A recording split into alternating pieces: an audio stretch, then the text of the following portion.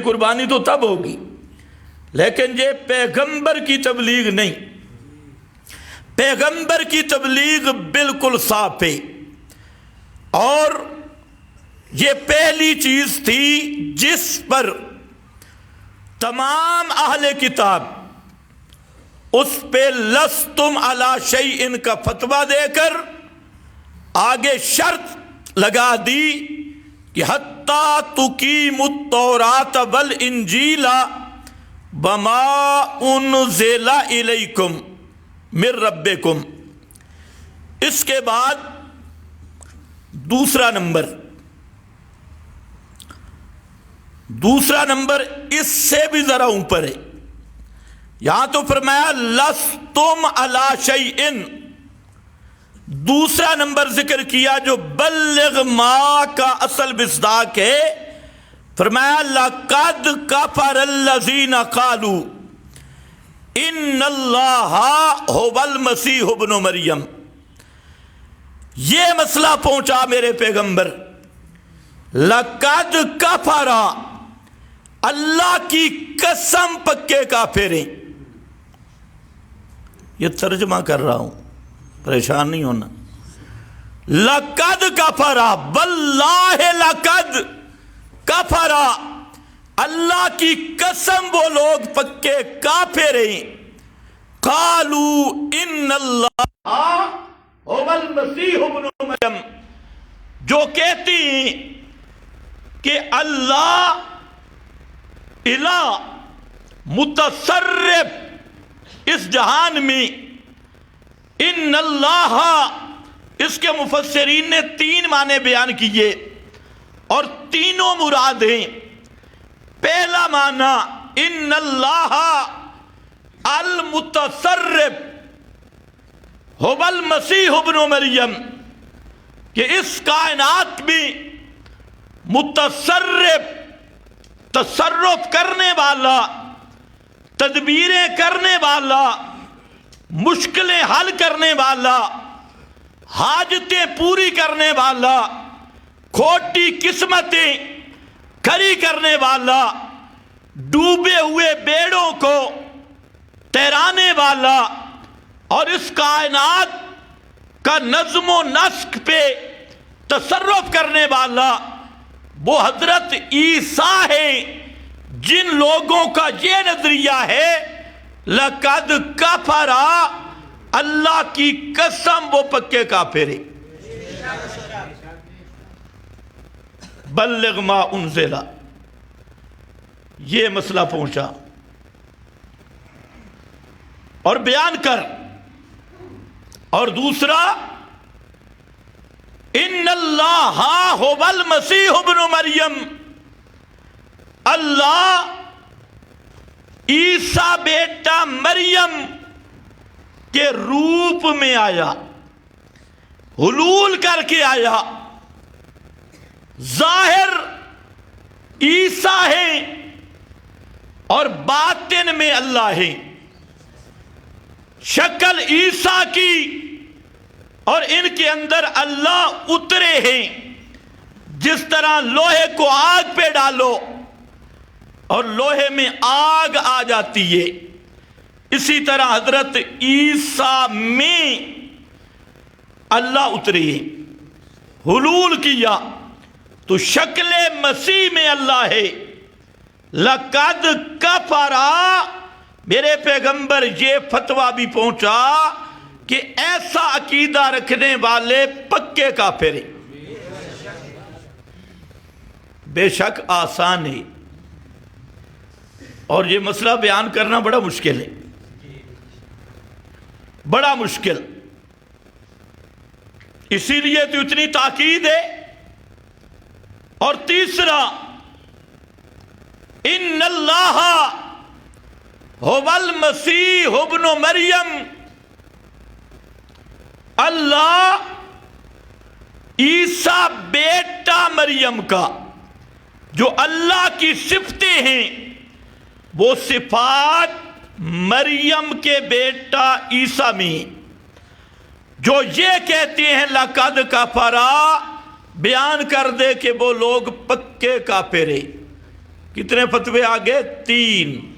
جو حضرت عیسیٰ کو متصرف سمجھے وہ بھی کافر، جو حضرت عیسیٰ کے اندر اللہ کا حلول سمجھے وہ بھی کافر، اور جو حضرت عیسیٰ میں اللہ کی صفات سمجھے، غیب دانی، حاضر ناظر، مشکل کشا، حاجت روا، داتا، غوث اعظم، فریادیں سننے والا، کام کرنے والا، کار ساز، یہ حضرت عیسیٰ کو سمجھتا ہے، لقد کفرا، وہ بھی پکا کافر ہے۔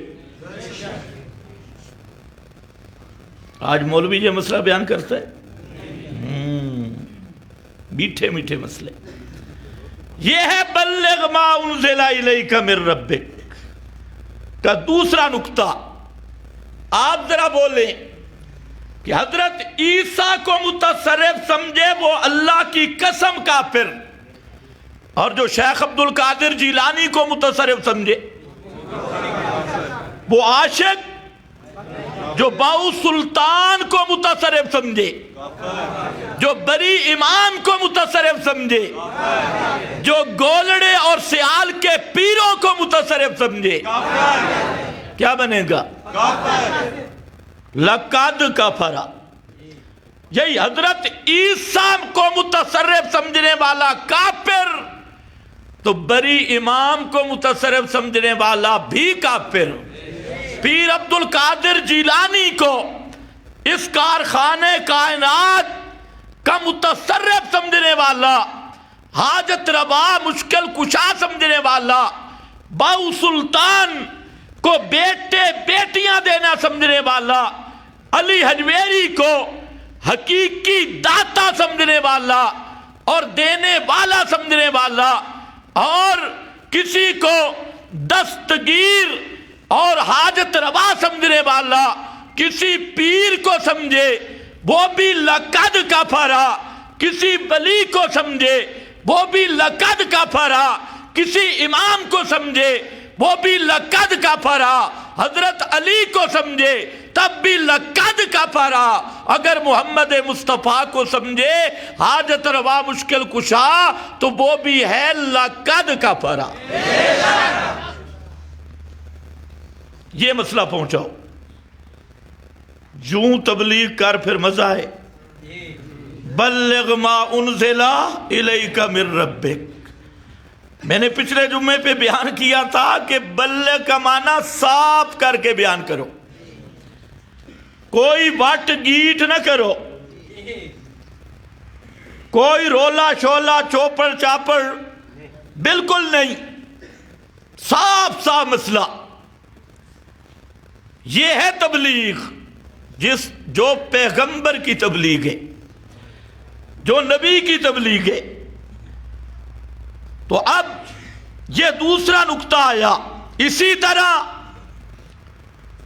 حضرت عیسیٰ کے بارے میں سمجھے کہ اللہ کی شکل میں، اللہ حضرت عیسیٰ کی شکل میں آیا، حلول کر کے آیا، تو وہ بھی ہے لقد کفرا۔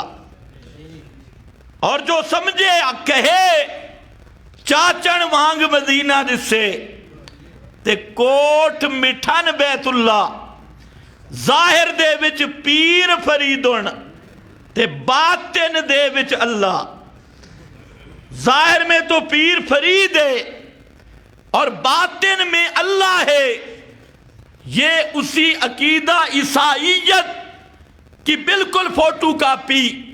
انہوں نے کہا کہ اللہ مسیح کی شکل میں، انہوں نے کہا اللہ بابا فرید کی شکل میں، جس طرح مسیح کی شکل میں اللہ کو ماننے والا کافر، اسی طرح بابا فرید کی شکل میں اللہ کو ماننے والا بھی کافر ہے۔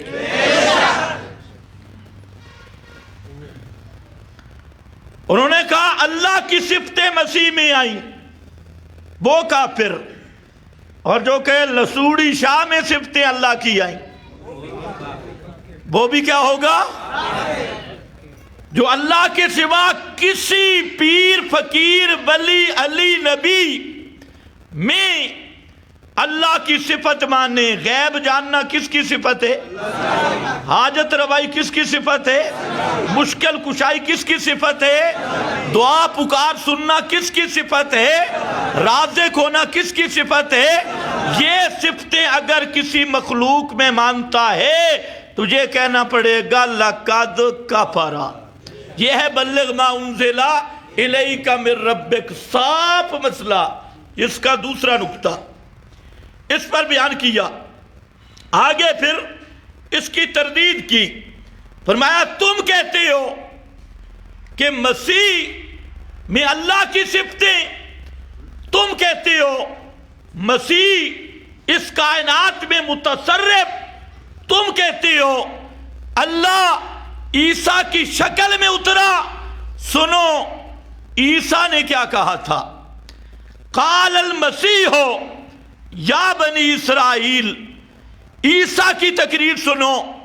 اس نے تو کہا تھا اے اسرائیل کی اولاد اعبدوا اللہ ربی، اعبدوا اللہ ربی بربکم. خبردار عبادت کرنی ہے صرف ربی اللہ کی جو میرا رب ہے، بربکم اور تمہارا حاجت روا ہے، مشکل کشا ہے.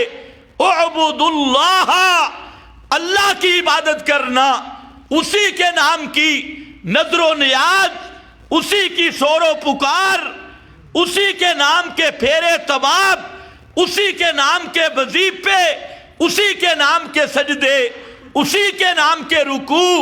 اعبدوا اللہ ربی بربکم، جو میرا بھی داتا تمہارا بھی داتا. اور ساتھ حضرت عیسیٰ نے یہ بھی اعلان کیا تھا انہو من یشرک باللہ فقد حرم اللہ علیہ الجنہ. انہو بات یہ ہے، اس میں کوئی شک نہیں، من یشرک باللہ، جس نے بھی شرک کیا اللہ کے ساتھ، فقد حرم اللہ علیہ الجنہ، اس پہ اللہ نے جنت حرام کر دی. جہاں پر یہ تخصیص نہیں کی کہ شیخ الحدیث شرک کرے تو بچ جائے گا،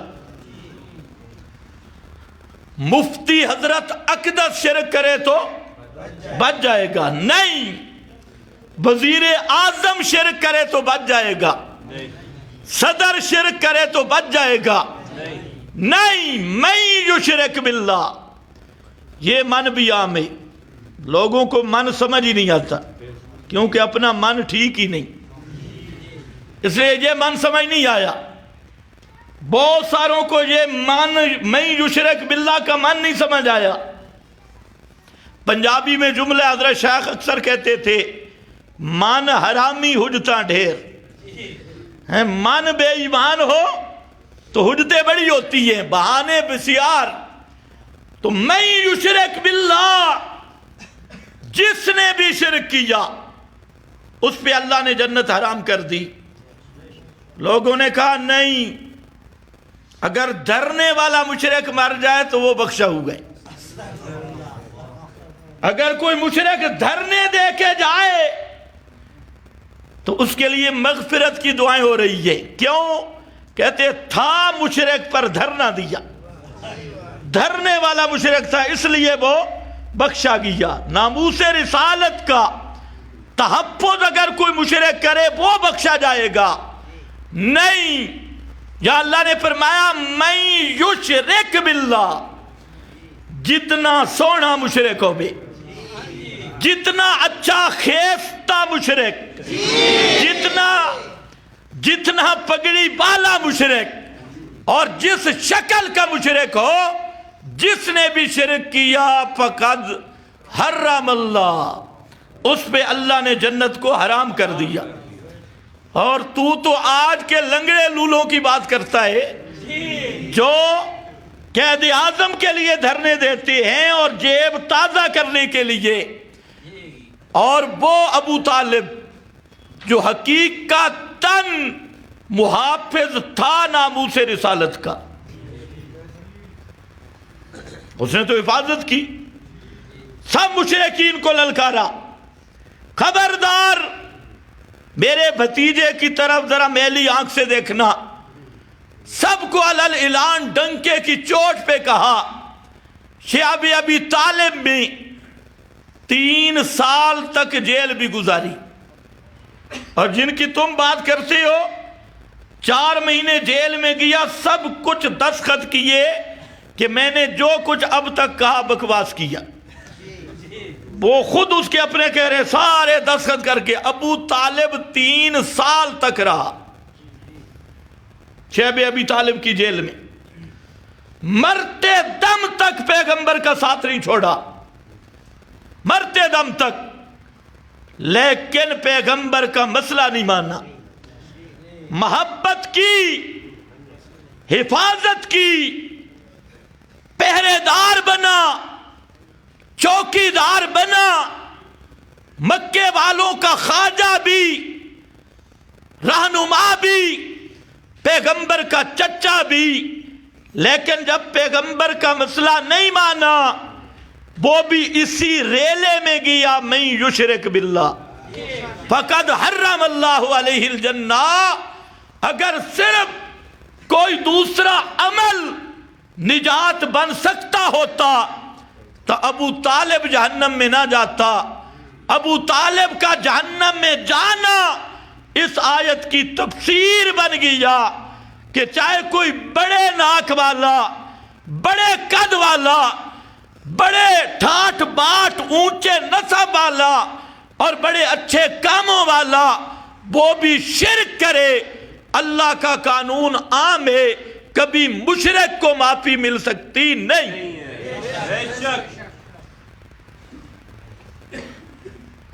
نہیں تو ابو جہل بیچارے کو کیا تھا,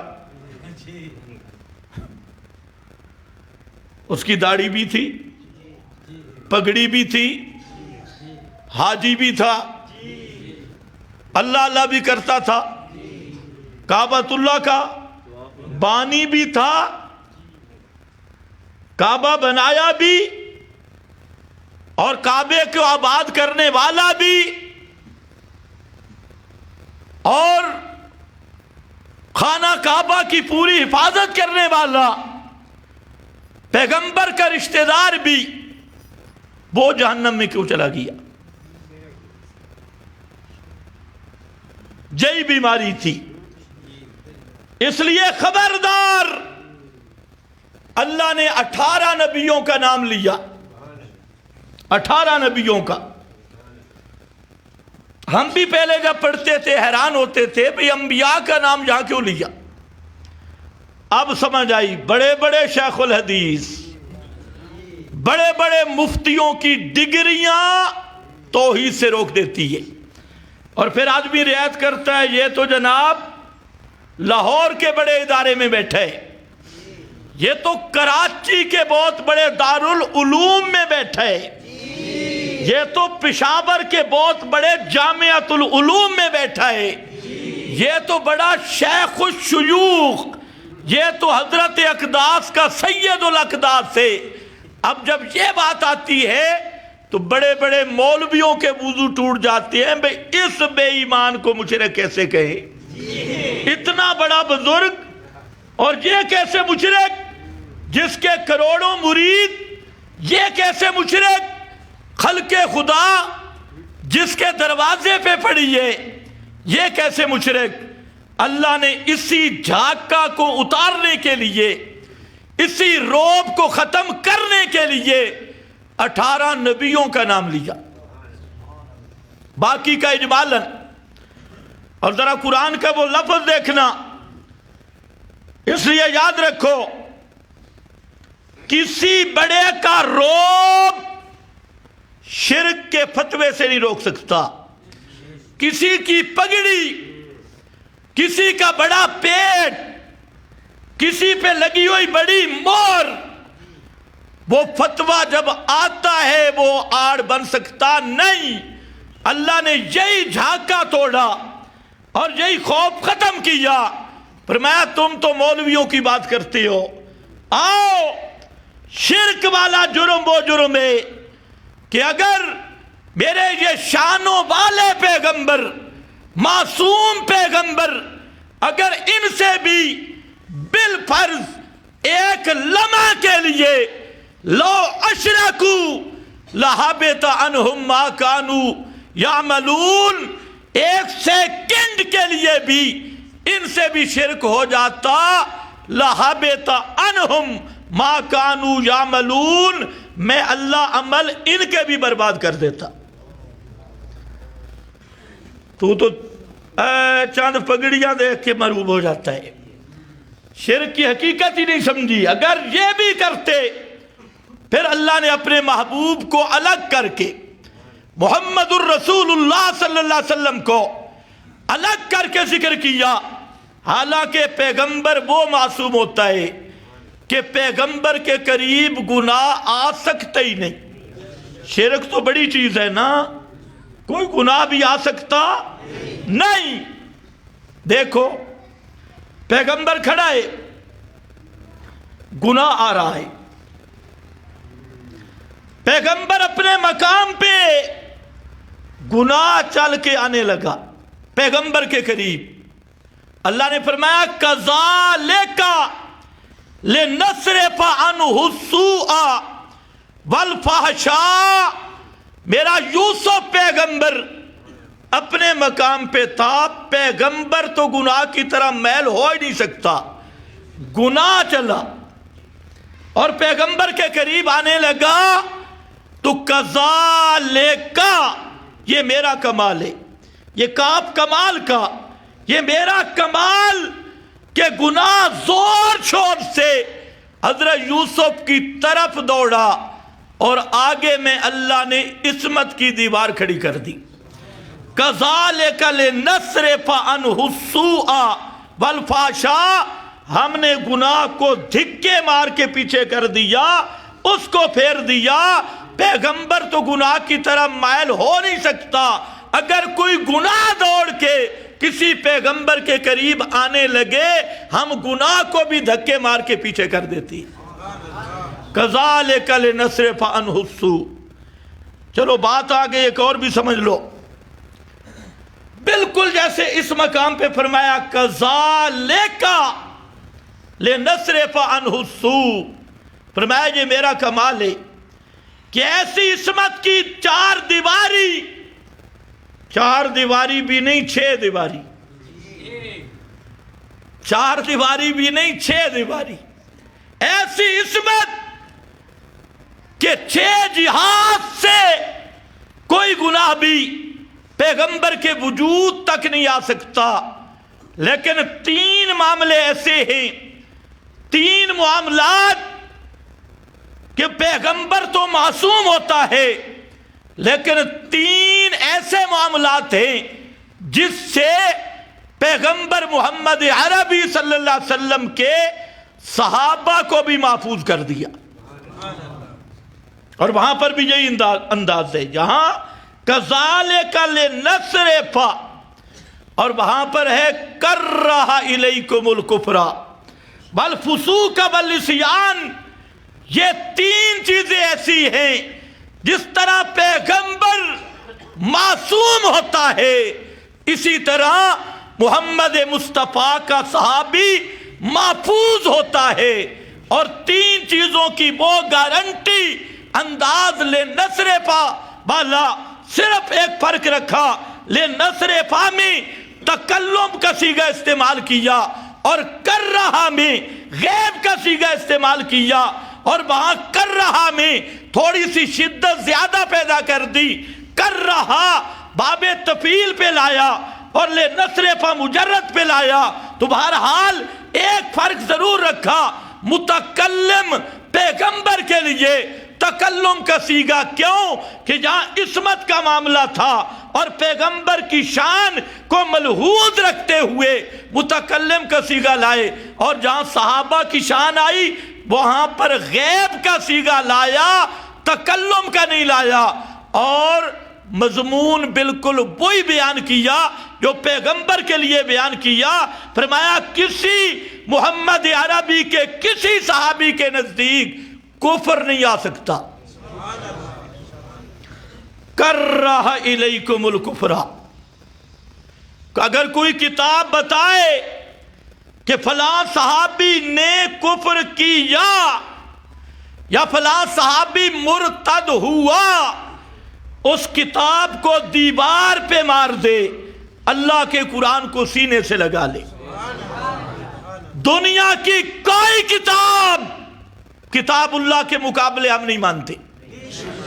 قرآن کی یہ شہادت حق ہے، کرہ الیکم الکفر والفسوق والعصیان۔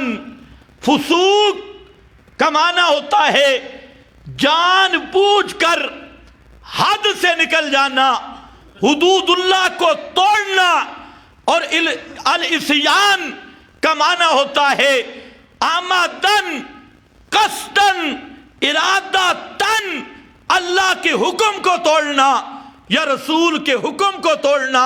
فرمایا لوگو یہ تین گارنٹیاں لے لو، یہ تین چیزیں پلے باندھ لو کہ محمد عربی کا کوئی صحابی کفر بھی نہیں کر سکتا، فسق بھی نہیں کر سکتا، اور نافرمانی بھی نہیں کر سکتا۔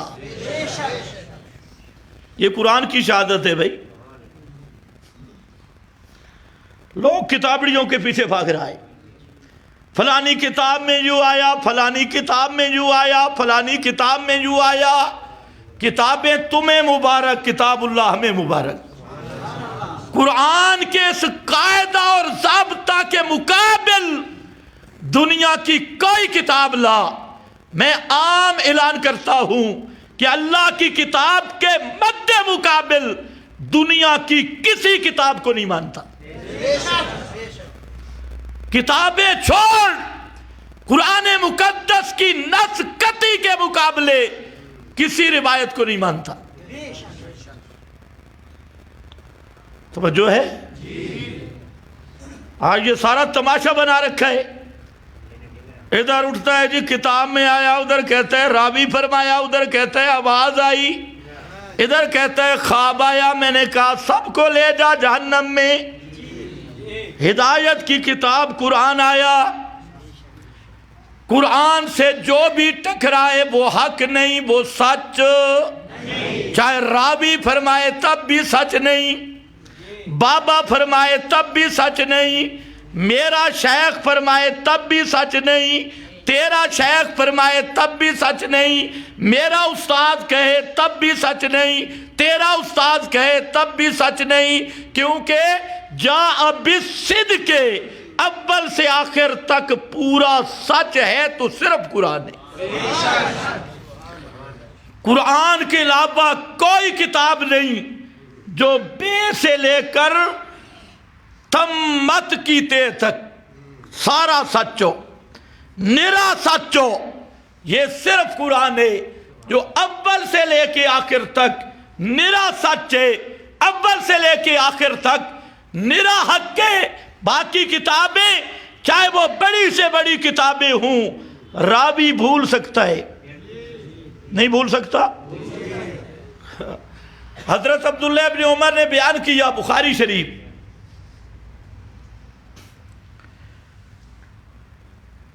کہ جب میت کے گھر والے روئیں، میت کو عذاب ہوتا ہے۔ حضرت عائشہ صدیقہ رضی اللہ تعالی عنہ تک یہ مسئلہ پہنچا کہ حضرت عبداللہ ابن عمر حدیث پیش کر رہے ہیں، حدیث کہ اگر میت کے گھر والے روئیں تو میت کو ان کے رونے کی وجہ سے عذاب ہوتا ہے۔ یہ مسئلہ پہنچا حضرت عائشہ صدیقہ رضی اللہ تعالی عنہ۔ آج کے کسی 2 نمبر مفتی کے پاس پہنچتا، یا آج کے کسی محقق کے پاس پہنچتا، پتہ نہیں وہ کیا اس میں زنجیر ڈال کے ربڑ کی طرح کھینچتا، جوں جوں جوں۔ وہ حضرت عائشہ صدیقہ سنا تو فرماتی ہے حسبکم القرآن، حسبکم القرآن، پہلا جملہ، اور لوگوں تمہیں قرآن کافی ہے، حسبکم القرآن۔ کیوں؟ قال اللہ، اللہ فرماتے ہیں لا تازرو وازرۃ وزر اخری، کوئی کسی کے گناہ کا بوجھ نہیں اٹھائے گا، کرے کوئی بھرے کوئی، کوئی عمران خانی حکومت نہیں، کرے کوئی بھرے کوئی نہیں، ایسا ظلم اللہ کے دربار میں نہیں، جو کرے گا وہ بھرے گا، کوئی کسی کے گناہ کا بوجھ نہیں اٹھائے گا۔ روئیں میت کے گھر والے اور سزا مل جائے میت کو، میت کا کیا قصور ہے بھائی؟ لیکن انداز دیکھو، حسبکم القرآن، قرآن تمہیں کافی ہے۔ اور اگر ہوتا نا آج 2 نمبر ذلیل نمک حرام بلا، وہ فوراً کہہ دیتا ہے انکار حدیث کی بو آ رہی ہے، اس کا ناک بھی صحیح نہیں، انکار حدیث کی جی بو شروع ہو گئی ہے۔ حسبکم القرآن، نہیں، یہ قرآن کی عظمت ہے۔ اور جس بے ایمان کے دل میں قرآن کی عزت نہیں، اس کے دل میں کبھی زبان محمد مصطفیٰ کا احترام آ سکتا ہی نہیں ہے۔ وہ صرف اپنی پیٹ اور روٹی کے لیے محمد مصطفیٰ کا نام لے گا۔ محمد الرسول اللہ کی عزت اور احترام، آپ کی زبان کا احترام، آپ کی سچی حدیث کی عزت وہ کر سکتا ہے جس کے دل میں قرآن کی عزت ہو، ورنہ سوال ہی پیدا نہیں ہوتا۔ فَبِأَيِّ حَدِيثٍ بَعْدَهُ يُؤْمِنُونَ، اس حدیث، اس کلام کے بعد وہ کیڑیاں نہ حدیثہ مننی ہے۔ جب قرآن پہ ایمان نہیں ہو، حدیثہ دیکھے اومنے نہ دا ایمان۔ حسبکم القرآن، اور مسئلہ آیا، اور ساتھ فرماتی ہیں اب دیکھو درمیان میں راوی بھی نہیں، حضرت عبداللہ ابن عمر ثقہ راوی، عادل راوی، سچا راوی، جس کی عدالت قرآن نے بیان کی ہے۔ وہ قرآن مقدس نے سب صحابہ کو عادل کہا، راوی بھی عادل، راوی ثقہ۔ اب مسئلہ بن گیا کہ حضرت عبداللہ ابن عمر نے نبی کریم علیہ السلام سے سنا تھا، حضرت عائشہ نے آگے سے آیت پیش کر دی، درمیان میں تو دوسرا راوی کوئی نہیں، اور ابن عمر تو جھوٹ کا احتمال ہی نہیں۔ اب کیا ہوگا؟ یہاں سے اصول حدیث، اور یہ اصول حدیث بھی سید کائنات کا بیان کردہ، فرمایا رحم اللہ، اللہ کی رحمت و ابن عمر پر، بندہ راوی سچا ہے لیکن وہلا بھول گیا ہے، بھول لگ گئی، سچا ثقہ راوی ابن عمر صحابی راوی، حضرت عائشہ فرماتی ہیں وہ تو بھول گئے لیکن خدا کے قرآن کا مسئلہ اپنے مقام پہ اٹل لیں۔ یہ ہوتا ہے مسئلہ، یہ تو اللہ مولویوں کو سمجھ عطا کرے۔ آج تو نیچے راویوں کی باتیں چلتی ہیں، آج تجھے بتاؤں جہاں راوی بھی کوئی نہیں، اللہ کے محبوب قسم اٹھا رہے ہیں، اللہ کی قسم آئندہ میں شاید نہیں کھاؤں گا۔ حدیث ہے یا نہیں؟ سچی حدیث ہے یا نہیں؟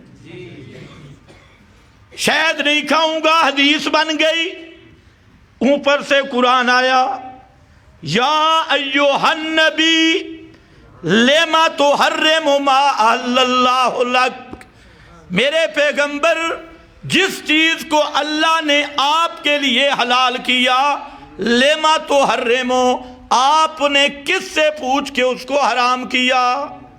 لما تحرم، آپ کیسے حرام کر سکتے ہیں؟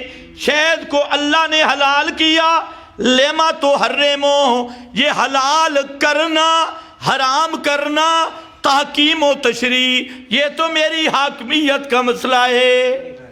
کسی چیز کو حلال کر دینا، کسی کو حرام کر دینا، یہ قانون ہے، یہ حلت اور حرمت کے قانون میرے پیغمبر آپ بیان تو کر سکتے ہیں، ان کی تشریح تو کر سکتے ہیں، لیکن حقیقی مقنن اور حاکم حقیقی ان الحکم الا للہ،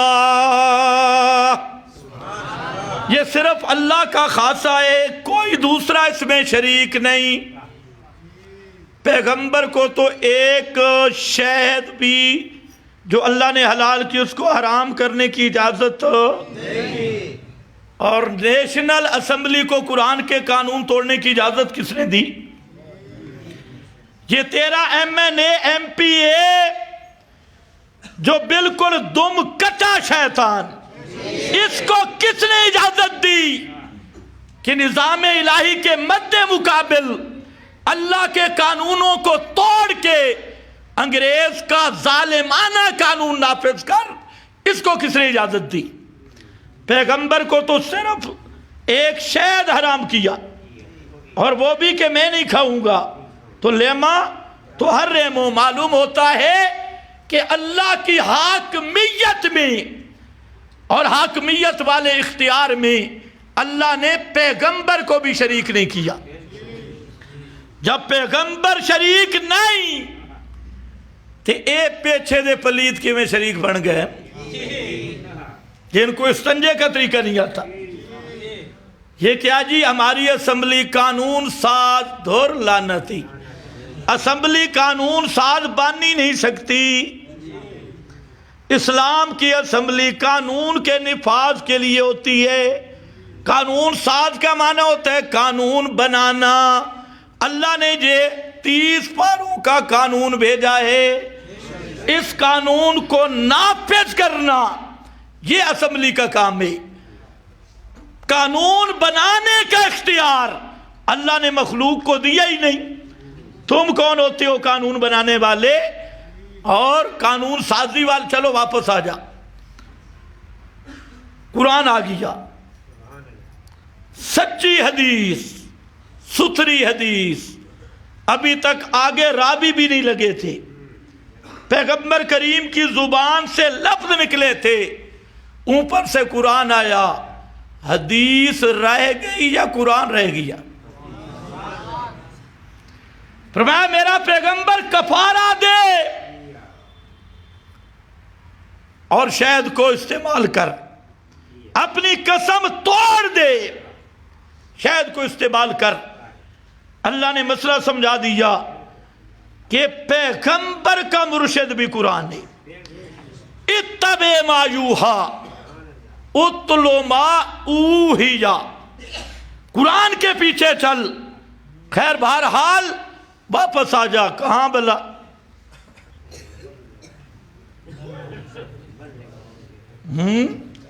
پتہ لگے گا،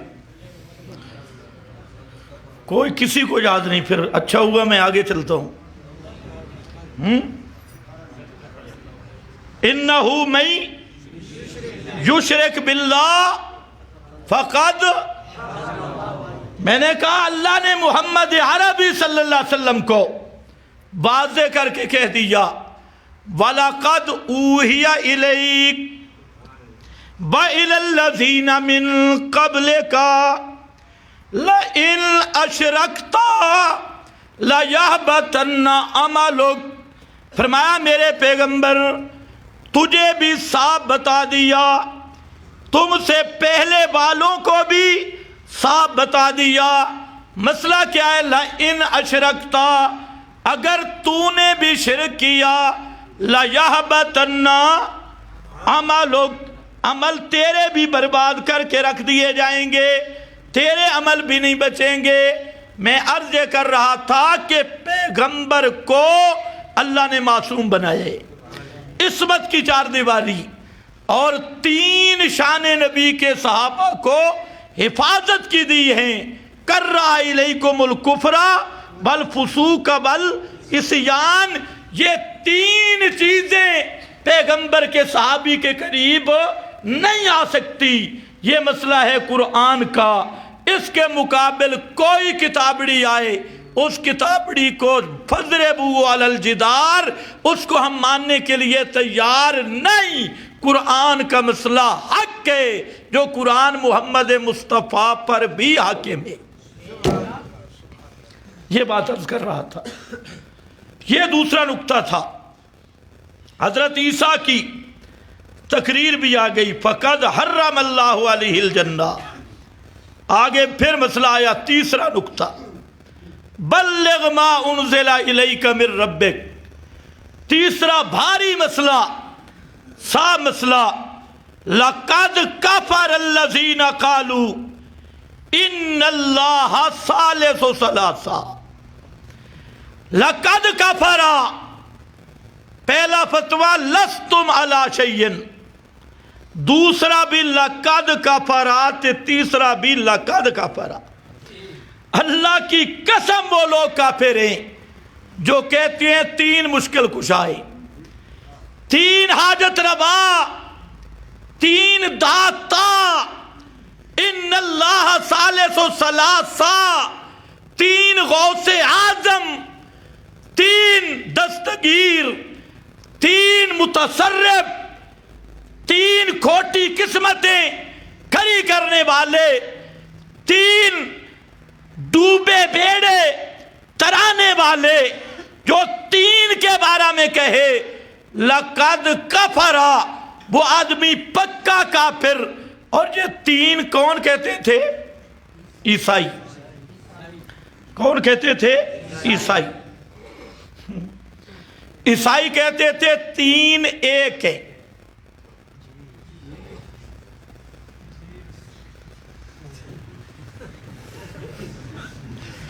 ان اللہ ثالث، عیسائی کہتے تھے تین ایک ہے۔ یہ دنیا میں واحد قوم گزری ہے پرانے زمانے میں جو کہتی ہے تین ایک ہے۔ اب تو کوئی نہیں کہتا نا، اب ایک نئی نسل نکلی ہے عیسائیوں کی، ورنہ کچی پہلی والا طالب علم بھی جانتا ہے بھئی تین تین ہے اور ایک ایک ہے۔ یہ بیچارے سارے سکول سے فیل ہے، اتنی ریاضی بھی نہیں پڑھی بھئی تین اور ایک کا فرق نہیں آتا۔ تین کو کہتی ہیں ایک، یہی دھوکہ لگا تھا عیسائیوں کو۔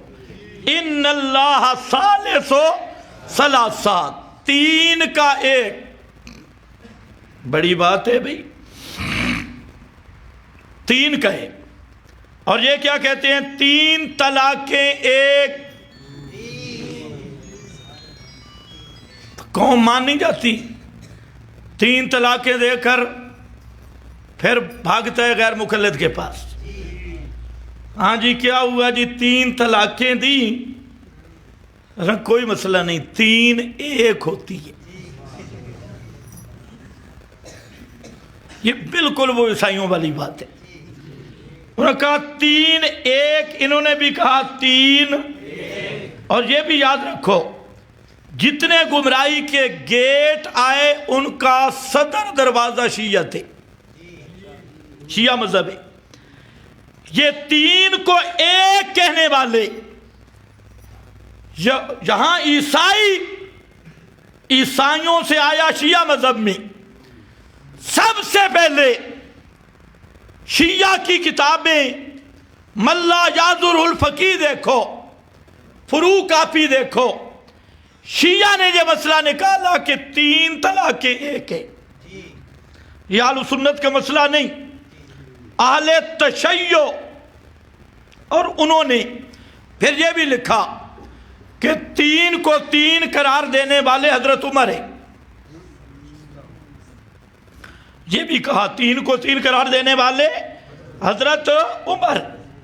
نبی کریم علیہ السلام کے زمانے میں تین ایک تھی، ابو بکر صدیق کے زمانے میں تین ایک تھی، حضرت عمر نے تین کو تین بنائے۔ جو کس نے کہا؟ شیعہ نے۔ شیعہ سے لیا اہل حدیث نے۔ اور اگر کوئی اہل حدیث میرا بھائی بیٹھا ہو ناراض نہ ہو یا میری آواز سنے، خدا کے لیے تحقیق کرو، میرا یہ دعویٰ ہے کہ اہل حدیث کا 70% مذہب یہ شیعہ سے کنورٹ ہوا۔ 70% مذہب اہل حدیث کا، اس کی اصل مادہ اور مٹیریل شیعت، عادات بھی، طریقہ استدلال بھی اور مسائل بھی۔ اسی لیے اگر شیعت کو درمیان سے نکال دیا جائے، اہل حدیث کے پلے کچھ بھی نہیں رہے گا، کیونکہ 30% جو باقی ہے وہ شوافع، حنابلہ، مالکی اور حنفیوں کا چوری، ان کے مواد کو چوری کیا ہے۔ 30% مالکیہ، حنفیہ، شافعیہ اور حنابلہ کے مال کا چوری، اور 70% مٹیریل شیعہ ہے۔ اگر یہ تقلیدی مال بھی نکل جائے اور شیعت بھی نکل جائے تو میرے غیر مقلد بھائی کی کھوتا ریڑھی بالکل خالی رہ جائے گی، اس کے پاس کچھ بھی نہیں، کیونکہ یہ سارا کھچڑی یہ ہے، کچھ شیعوں سے لیا، کچھ حنفیوں سے، تو یہ تو ساری خیر مانگنے والے لوگ ہیں۔ اہل حدیث کسی مذہب کا نام نہیں، کسی اصول کا نام نہیں، ان کا نہ کوئی اصل ہے، نہ اصول، نہ ضابطہ، نہ قاعدہ، اور نہ کوئی دین کی بنیاد، نہ تاریخ، کوئی چیز بھی نہیں ملتی۔ اگر یہ سارے شیعہ کوشش کریں اپنا مال واپس کر لیں، 3% انشاءاللہ ہم واپس کر لیں گے، پیچھے پھر ایک ہی رہ جائے گا، صرف چھوٹی سری باقی رہے گی اور کوئی نہیں، خشکی باقی رہے گی۔ بھائی 3 طلاقیں 3 ہوتی ہیں، ایک نہیں، اس لیے مسئلہ سن لو۔ وہ مسئلہ جدا تھا کہ ایک ہے شرعی طریقہ طلاق۔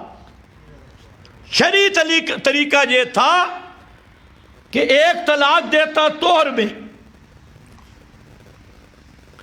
پاکی کی حالت میں، اگر پھر بھی غصہ نہیں ختم ہوا تو اگلے طور میں دوسری دے دے، اسی پہ چھوڑ جائے، عدت گزر گئی، عورت کی اپنی مرضی ہے، عدت کے اندر رجوع کرنا چاہتا ہے کر سکتا ہے، اور عدت کے بعد پھر دونوں کا موڈ ٹھیک ہو جائے تو نکاح کر لے۔ تو شریعت نے ایک پر بھی اجازت دی، 2 پر بھی گنجائش رکھی، لیکن اس نے کتنی دی ہے؟ کٹھی 3۔ اب شریعت نے اس کو سزا دی ہے۔ بھئی آپشن تو نے خود چھوڑے، ایک والا آپشن گیا، 2 والا گیا، اور الگ متفرق والا گیا، بینا والا گیا، سارے آپشن تو ختم کر کے، اور تو نے 3 طلاقیں کٹھی دی، تو اب تیری سزا ہے کہ رجوع ہو سکتا نہیں۔ غیر مقلد بیچارے، ان کو جو دھوکہ لگا وہ بھی بتا دوں، وہ کہتے ہیں 3 طلاقیں دینا گناہ ہے لہذا واقعی نہیں ہوتی۔ بڑی بنیاد ہے، 3 طلاقیں دینا گناہ ہے اس لیے واقع نہیں ہوتی۔ اچھا، تو اس کا مطلب ہے جو چیز گناہ ہو اس کا کوئی اثر نہیں ہوتا۔ اس کا مطلب تو یہ ہے کہ جو چیز گناہ ہو اس کا اثر ہی نہیں۔ کسی کو گولی مارنا ثواب ہے، اب کوئی کہے گولی مارنا گناہ ہے لہذا گولی لگتی نہیں، لگتی ہے کہ نہیں؟ بدکاری گناہ ہے یا ثواب ہے؟ تو اولاد ہوتی ہے یا نہیں؟ کہتے نہیں نہیں، بدکاری گناہ ہے، اس کا اثر ہی کوئی نہیں، گولی مارنا گناہ ہے، اس کا اثر ہی کوئی نہیں۔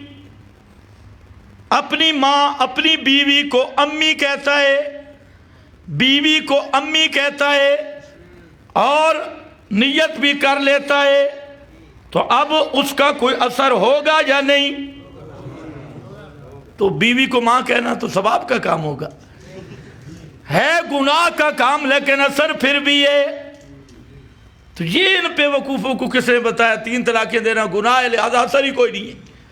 یہ ایک نیا اصول ہے۔ خیر بہرحال واپس آؤ، لقد کفرا، چوتھا نقطہ، البتہ تحقیق پکے کافر ہیں وہ لوگ جو کہتے ہیں تین الہ ہیں، تین مشکل کشا ہیں، اور ان اللہ تین میں سے تیسرا، یہ کہنے والے، حالانکہ وما من الہ الا الہ واحد، حالانکہ مسئلہ یہ ہے کہ الہ صرف ایک ہے، تین الہ نہیں۔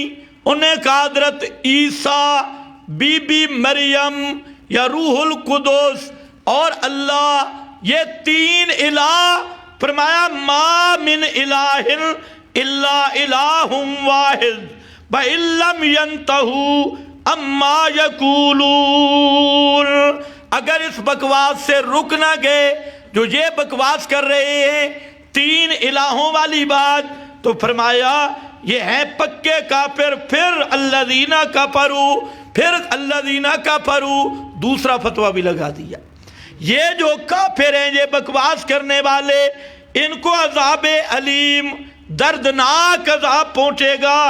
یہ آگے پھر ترغیب ہے، چار مسئلے اور پانچواں مسئلہ، تین مسئلے اور چوتھا مسئلہ۔ دیکھو، بلغ ما انزل الیک من ربک قل اتعبدون من دون اللہ ما لا یملک لکم ضرا ولا نفعا، میرے پیغمبر یہ مسئلہ پہنچا۔ چوتھا مسئلہ، اتعبدون من دون اللہ، اللہ کے سوا جن جن کو پکارتے ہو، خواہ عیسیٰ کو یا اس کی ماں کو یا عزیر کو یا کسی اور زندہ یا مردہ کو، جن جن کو پکارتے ہو، اتعبدون من دون اللہ، ان کی حالت کیا ہے؟ ما لا یملک لکم ضرا ولا نفعا، وہ تمہارے نقصان کے بھی مالک نہیں، تمہارے نفع کے بھی مالک نہیں۔ جن کو بھی پکارتے ہو، اور پکارا کیوں جاتا ہے؟ نفع نقصان کی امید سے کہ یہ میری گھر میں برکت ڈالیں گے، اولاد میں برکت ڈالیں گے، دکان میں برکت ڈالیں گے، میری کھیت میں برکت آ جائے گی، ڈنگروں میں برکت آ جائے گی۔ فرمایا اتعبدون، اللہ کے سوا جن کی عبادت کرتے ہو، من دون اللہ، یہ اتعبدون من دون اللہ، یہ حمزہ آر دلانے کے لیے، شرم دلانے کے لیے، شرم نہیں آتی، اللہ کے سوا ان کو پکارتے ہو جو تمہارے نقصان کے مالک بھی نہیں، نفع کے مالک بھی نہیں۔ اور دوسری بات یہ بھی سن لو، وہ تمہاری پکاریں سنتے بھی کوئی نہیں، نہ ناپے ہیں نہ زاریں، اور نہ تمہاری پکاریں سن سکتے ہیں۔ کیوں؟ فرمایا واللہ هو السمیع العلیم، واللہ اللہ ہی ہے، السمیع ہر ایک کی پکار کو سننے والا، العلیم ہر ایک کے حالات کو جاننے والا۔ جن جن کو تم پکارتے ہو وہ سنتے بھی نہیں، ناپے بھی نہیں، زار بھی نہیں، نفع نقصان چھوڑو، وہ تمہاری پکاروں کو سنتے ہی نہیں۔ پکاریں سننے والا واللہ هو السمیع، صرف اللہ ہے۔ یہ ہے بلغ ما انزل الیک من ربک۔ پہلا مسئلہ، سارے مولویوں کو کہہ دے اس وقت تک تم کافر ہو جب تک اللہ کی کتابوں کو قائم نہیں کرتے۔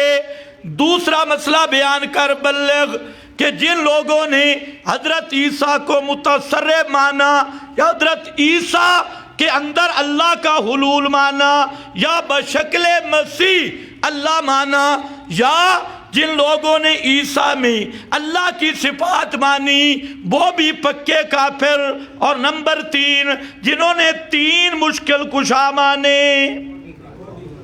جو 5 مانے، 3 مشکل کشا ماننے والا کافر ہے، اور جو کہے میں ہوں 5 تنی، 5 تن کو مشکل کشا ماننے والا، 5 تن کو الہ ماننے والا، وہ 5 تنی بے ایمان۔ اور ادھر آیا ہر تنی، ہر قبر سبز جھنڈی والا بابا، وہ بھی الہ، وہ بھی ما فوق الاسباب پکاریں سننے والا۔ تو جو ہزاروں لاکھوں مشکل کشا مانے وہ تو پکا عاشق ہوگا، وہ بھی کیا ہوگا؟ یہ فتویٰ سنا میرے پیغمبر، بلغ ما انزل الیک من ربک۔ اور چوتھا پوائنٹ، اللہ کے سوا کسی پیغمبر کو پکارتے ہو، مدینہ منورہ جا کے اگر محمد الرسول اللہ صلی اللہ علیہ وسلم کے روضے پہ کھڑے ہو کے وہاں کہتے ہو یا رسول اللہ اشفع لنا ادعو لنا ہؤلاء شفعاؤنا عند اللہ، حضرت ابراہیم کی قبر، محمد مصطفیٰ کی قبر، وہاں پہ کھڑے ہو کے کہتے ہو یا رسول اللہ میرے لیے سفارش کر دو، یا رسول اللہ میرے لیے دعا کر دو۔ اللہ نے فرمایا یہ پکار ما فوق الاسباب پیغمبر کسی نبی ولی کی کرنے والا، حتیٰ کہ زندہ جبریل کو پکارنے والا ما فوق الاسباب امور میں سن لے، وہ ناپے بھی نہیں، زار بھی نہیں، وہ سفارشیں کر سکتے بھی نہیں۔ کیوں کہ سفارش ہوگی بِإِذْنِ اللہ لا یشفع۔ ہاں سورہ آیت الکرسی دیکھو، وہاں پر عجیب انداز ہے، من ذا الذی، من ہے بھلا کون، ذرا لاؤ نا سامنے، من کون ہے، ہوتا کون ہے، ذا الذی یشفع عندہ، جو اس کے دربار میں ہونٹ ہلائے۔ من کون ہے؟ کہتے ہو بابا پار لگا دیں گے، پار نہ پار، من ذا الذی ہے کون، یشفع عندہ الا بِإِذْنِهِ، جو اس کے اذن کے بغیر اپنے ہونٹوں کو حرکت ہی دے لے۔ من ذرا دکھاؤ نا اس کا چہرہ، ہے کون؟ لا یملکون منہ خطابا لا یتکلمون الا من اذن لہ الرحمن۔ یہاں تو کہتے ہیں قیامت کے دن عدالت کی کرسی پہ علی ہوگا، اور وہ دوسرا سبز پگڑی والا ملنگ، وہ کہتے ہیں قیامت کے دن عدالت کی کرسی پہ الیاس قادری ہوگا، کوئی کہتے ہیں طیر القادری ہوگا، طیر القادری تو پاکستان کی کرسی سے بھی بھاگی ہے،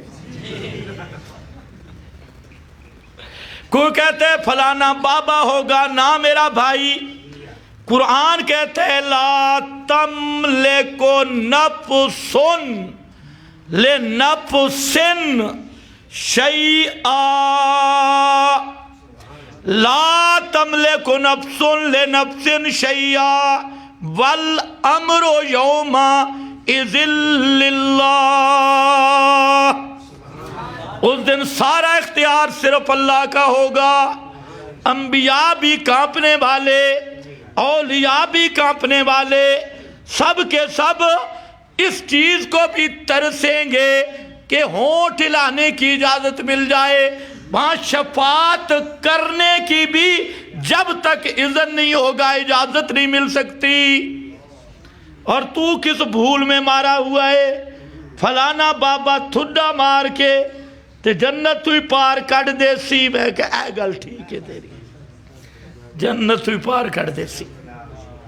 واپس آ، فرمایا کل اتعبدون من دون اللہ ما لا یملک لکم ضرا ولا نفعا واللہ هو السمیع العلیم۔ یہ مسئلہ بھی پہنچانا ہے کہ ما فوق الاسباب سننے والا کون، ما فوق الاسباب جاننے والا کون، یہ ہے بلغ ما انزل الیک من ربک۔ یہ 4 پوائنٹ آگئے، اور 5واں وہ بھی مختصر سن لو۔ کل یہ 4 فتوے لگا کے نا اب تھوڑی جی ترغیب ہے، واپس آ جاؤ۔ 4 تو فتوے، اب ہے ترغیب۔ اب بے شک کہو دوستو بزرگو، اب کہہ لو، لیکن پہلے 4 فتوے ٹھوک بجا کے لائے۔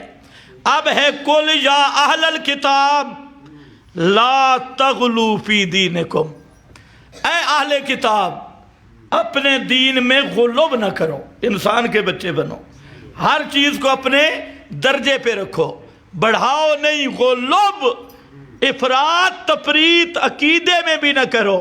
عقیدے میں افراط ہو تو شرک بن جاتا ہے، تفریط ہو تو الہاد بنتا ہے، اور عمل میں بھی افراط بھی نہ کرو تفریط بھی۔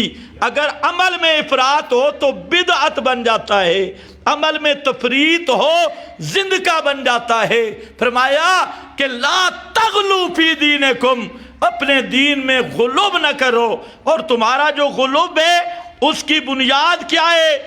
غیر الحق ولا تتبعوا اہواء قوم قد ضلوا من قبل۔ یہ تمہارا جتنا کفر، جتنا غلوب، جتنی بدعتیں، جتنا شرک ہے، یہ آیا کہاں سے؟ اہواء قوم قد ضلوا من قبل، یہ تمہارے اکابر کی کتابیں اور عبارتیں ہیں۔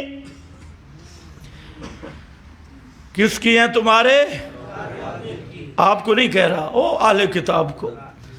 یہ تمہارے مشائخ کی تحقیقات ہیں، یہ ساری تمہارے بڈیروں کی اہواء قوم ضلوا، جو گمراہ ہوئے، من قبل، اس سے پہلے، وَأَضَلُّوا كَثِيرًا، خود بھی نرے پاپی، جاہل، بے ایمان۔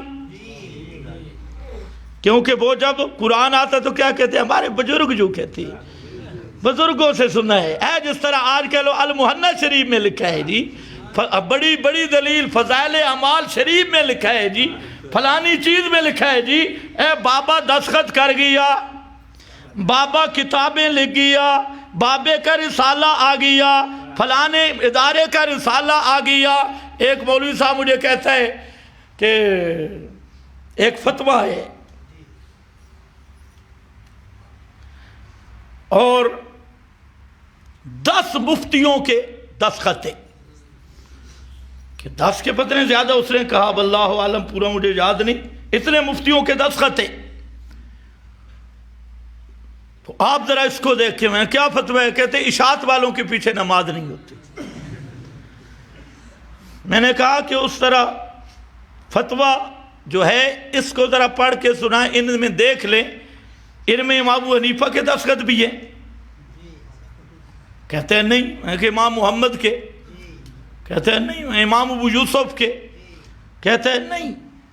کس کے دستخط ہیں جی؟ کراچی کے مفتیوں کے، کراچی کے مفتیوں کے، ان کے دستخط ہیں۔ توجہ ہے نا؟ تو یہ ایک علمی مسئلہ بھی ہے، مفتی کے لیے اجتہاد شرط ہے۔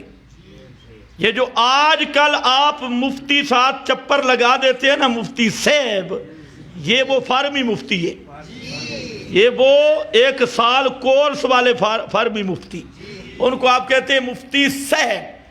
اور ان کے فتویٰ جو فارمی 2 نمبر علماء سو مفتی ہیں، ان کے فتویٰ اور گدھے کی لات میں کوئی فرق نہیں ہے، ذرا فرق نہیں ہے۔ فتویٰ معتبر ہوتا ہے دیندار مفتیوں کا، اور جن میں افتاء کی اہلیت بھی ہو۔ یہ آج کل عجیب ڈرامہ لگا ہے جناب، مشین میں ڈال کے مفتی بنائے ہوئے ہیں، ادھر نکلے جی مفتی صاحب، ادھر نکلو مفتی صاحب، مفتی صاحب، مفتی صاحب، دستخط ہو گئے، فتویٰ آ گیا۔ اور مفتی صاحب ہوتا وہ جس کو سنجے کا طریقہ نہیں آتا، اور اپنا عقیدہ بھی گندا، عقیدہ شرکیہ بدعیہ، اس لیے بدعتی یا جاہل مفتی اور گدھے کی ہینگ میں کوئی فرق نہیں ہے، اس لیے قطعاً متاثر ہونے کی ضرورت نہیں۔ فتویٰ کا معنی کیا ہوتا ہے؟ پکی بات۔ استفتاء فتویٰ اسی سے فتن، فتن کہتے ہیں صحیح زبان کو جب قوت میں ہو، فتن اسی سے فتویٰ، اور فتویٰ کہتے ہیں جو بات دلیل بات ہو۔ یہ نہیں ہوتا فتویٰ فلانے فتاوے میں جو لکھا ہے جی فلانے یہ فتویٰ ہے یا نقل ہے؟ ساری نقل کا فتویٰ وہ ہوتا ہے جس کے بیک پہ کتاب و سنت کی دلیل ہو، مسئلہ ہو اور کتاب و سنت کی دلیل ہو، وہ کیا ہوتا ہے؟ فتویٰ۔ اور جو فتویٰ نقل ہو، فلانا مفتی لکھ گیا، فلانا مفتی لکھ گیا، فلانا مفتی لکھ گیا، اور اگر وہ مفتی مل جائے تو وہ کہے میرے فرشتوں کو بھی پتہ نہیں ہے، یہ پتہ نہیں کہ کس نے پیچھے سے لکھا، تو یہ فتویٰ نہیں ہوتا، یہ کیا ہے؟ گدھے کی لات ہے، اس لیے اس سے متاثر ہونے کی کوئی ضرورت نہیں۔ تو مسئلہ آ گیا، قل یا اہل الکتاب لا تغلو فی دینکم، اب آؤ بلغ ما انزل الیک من ربک، یہ 4-5 مسئلے پہنچا دے میرا پیغمبر، پہلے 4 اور 7 ضمنی 5واں، یا اللہ اگر یوں مسئلہ بیان کیا تو پھر تو میری خیر ہی نہیں، سارے مولوی خلاف، سارے پیر خلاف، ساری دنیا میرے خلاف ہو جائے گی اور میں کہاں جاؤں گا؟ اللہ نے فرمایا آپ کو پریشان ہونے کی ضرورت نہیں، تیرا کام ہے بلغ ما انزل الیک، رہ گیا لوگوں کا معاملہ تو واللہ یعصمک من الناس، واللہ یعصمک من الناس، ساری دنیا تیرے خلاف ہو جائے، اپنے بیگانے، سارا یہ جتنا بھی مال ہے، یہ برساتی مینڈک، یہ سارے تمہارے خلاف ہو جائیں اور سارے شور مچانا، تدبیریں کرنا شروع کر دیں، مکر کرنا شروع کر دیں، اور اپنے اندر کی گند وہ نکالنا شروع کر دیں، اور جو مرضی منصوبے بناتے رہیں، اگر تو نے یہ مسئلہ پہنچایا تو تو نے رسالت کا حق ادا کر دیا، اور جو رسالت کا مشن پہنچاتا ہے، منصب رسالت پہ وہ امانت دار ہوتا ہے، اس کے بارے میں میرا ضابطہ کیا ہے؟ واللہ یعصمک من الناس، صرف مولوی نہیں، من الناس، سارے لوگوں سے اللہ تیری حفاظت کرے گا۔ یہ ہوتا ہے مبلغ کے لیے گارنٹی، جب تک کوئی توحید کا مسئلہ بیان کرتا ہے اس وقت تک اللہ کی حفاظت اس پہ ہوتی ہے، واللہ یعصمک من الناس۔ اس لیے پوری تاریخ گواہ ہے، جو مشن توحید سے ٹکرایا وہ تو پاش پاش ہو گیا، اور مشن توحید کے سچے دائی اس پر ہمیشہ اللہ کی نصرت اور اللہ کی امداد و رحمت کا وہ سایہ رہا کہ ساری دنیا اپنے حسد میں گل گئی، لیکن مسئلہ توحید بھی نہیں رکا، اور توحید بیان کرنے والے بھی نہ چھپے ہیں نہ رکے، وہ بھی اپنی منزل پہ رواں دواں ہیں۔ تو یہ ہے پیغمبر کی اصل تبلیغ، بلغ ما انزل الیک من ربک، یوں کر کے مسئلہ اللہ بیان کرنے کی توفیق عطا فرمائے۔